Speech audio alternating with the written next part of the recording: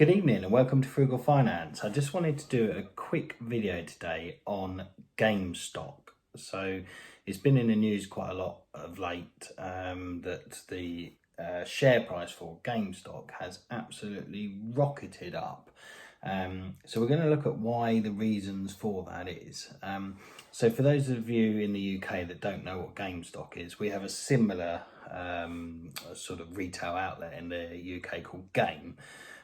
So basically you've got a shop which obviously is currently closed because of the pandemic.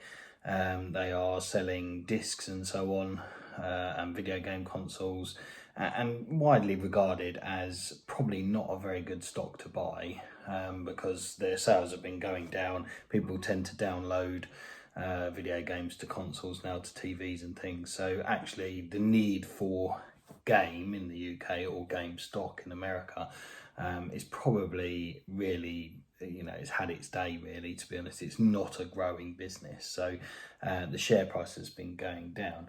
Now what actually happens is that if people don't smash the like button and subscribe, GameStop goes all the way down. No, I'm just kidding. But if you could smash the like button and subscribe, that would do this channel loads of good, and it helps get this video out to other people. And without further ado, let's get into the video.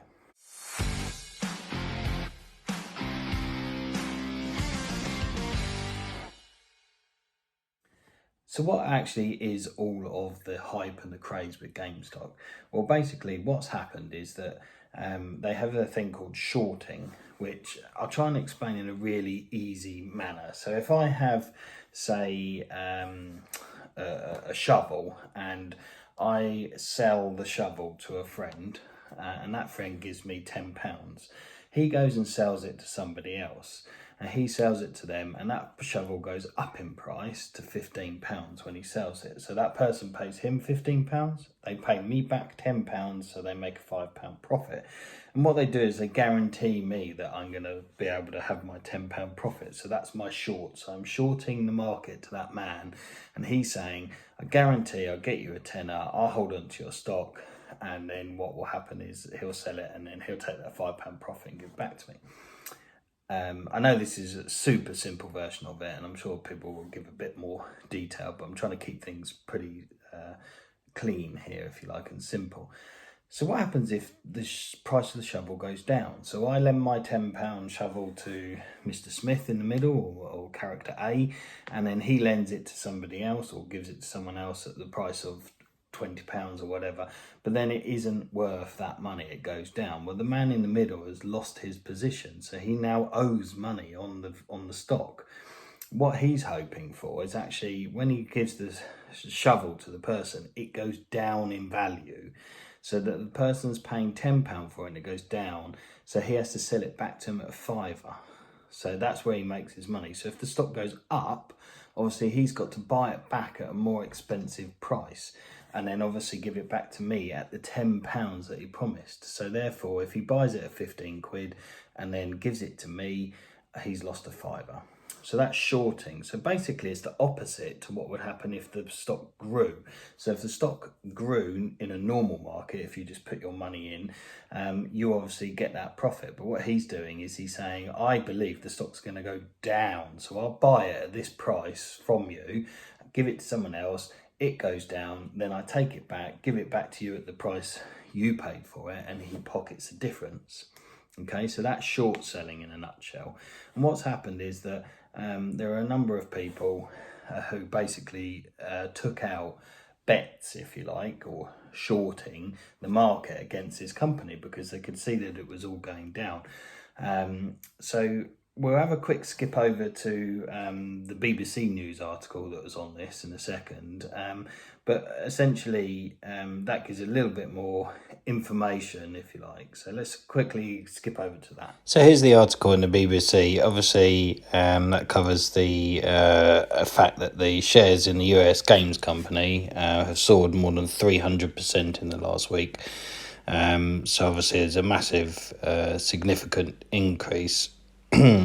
And the BBC interestingly refer to it as the result of a fight between private and professional investors. So, as I say, the professional investor is the person who is basically saying, "Oh, I'll short them. I guarantee that the shovel's going to be worth a tenner in the middle." And of course, what people are doing is shorting the market. So therefore, the price of this is going up and not down, which is what they would have predicted, and they have overpromised against what they might otherwise have expected to have happened. So you'll see here you've got analysts blame tech-savvy young day traders who they say are taking the hedge funds into a conflict with generational overtones. And the phenomenon could be spreading to Europe, with several stocks subject to usual fluctuations in Wednesday trading. I think what's happened is that a load of perhaps younger, I don't know if they are younger, but less keen on the kind of main usual big Wall Street style traders and big investment companies have basically tried to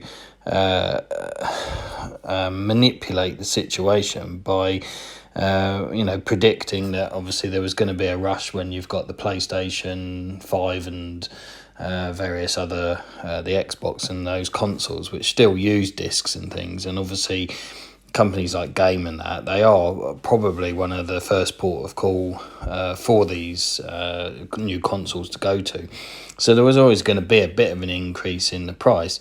And of course, there's always pent up demand and people are stuck at home and the rest of it at the moment. So it's a perfect storm for this particular thing to have gone on. With everybody being stuck at home at the moment, there's probably even extra demand on it.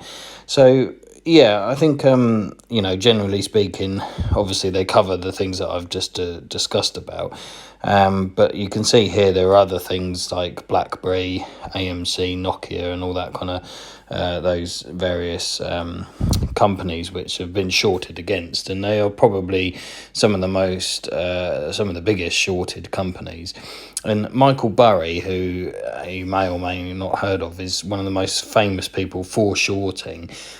He's actually shorted the market against the housing crash in 2008. So if you've watched the film The Big Short, you will understand that. And obviously there's a character that plays him. But essentially he spotted that the financial crisis was looming. So at the time where real estate was all just rising and everything was going and it was guaranteed to make money, what he did was he shorted that position and basically said, well, I think it's going to go down. Everybody laughed at him, but of course he was the last man laughing or standing, if you like, at the end of what was probably one of the most significant financial crashes of all records, really.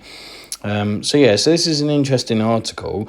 Obviously, it just touches on the stock, but it's interesting that they think this may happen a little bit in Europe as well with various other things. So I wonder if Game in the UK might be on the list of ones that is heavily shorted. I'm sure somebody will comment below in the description.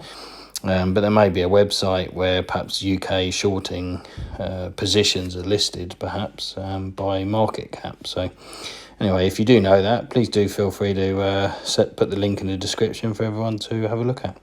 So that's a good overview of the BBC news article. But essentially what we've got is a scenario now where the larger investment companies have basically bought into this price rise, but they've now got to sell, so therefore they're potentially going to make a loss. I liked Graham Stesson's analogy of actually a Thanksgiving dinner, so I'm going to use something similar, but we're going to use the shovel again because I like the old gold rush. The man that made all the money is the man that sells shovels, not the man that finds the gold, because the shovels were in demand.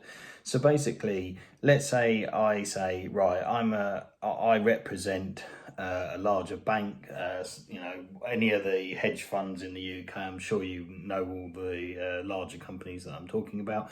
And what happens is I promise all my investors that I'm going to get a really good return on this shovel. So I say, look, these are shovels. I'm going to have the best shovels whatsoever, the whole lot, and come to me, invest your money in me, and we're going to have shovels. That's brilliant. So I then go about buying these shovels. But what happens is that some snotty teenagers basically get word that I'm going to be giving out these shovels and making a profit. So what they do is they beat me to it and they go out and buy all the shovels. They keep the shovels for themselves. And because I've overpromised, I have to pay the premium because there are no shovels left. So I pay loads more than I would, and I'm obliged to meet that obligation to give those investors a shovel. So I'm obliged to go and basically buy shovels at a loss. So therefore, I have lost billions of pounds in their example in terms of having to buy those obligations off of those snotty-nosed teenagers. So really, a lot of people will refer to it like the battle of, I think it's Reddit or Reddit Wall Street Bets or something like that. It's a group of investors in America who are not really part of the mainstream kind of setup really, and it's basically them betting against that, and then what they're doing is enticing people to supply shovels because there's going to be a gold rush and you're going to make money on this. And then what's happening is they're buying up all the shovels, but actually they bought the shovels some time ago, so they've kind of created this illusion that the shovels are going to be required by manipulating the market a fraction.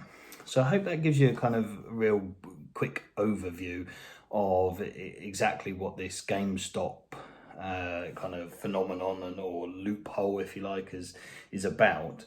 But if you've got any comments, please do feel free to comment below and fire any questions, and I'll do my best to answer them. And whilst you're there, if you could subscribe and like the channel, that would be really brilliant. It helps it get out to new audiences. And until then, I will see you next time.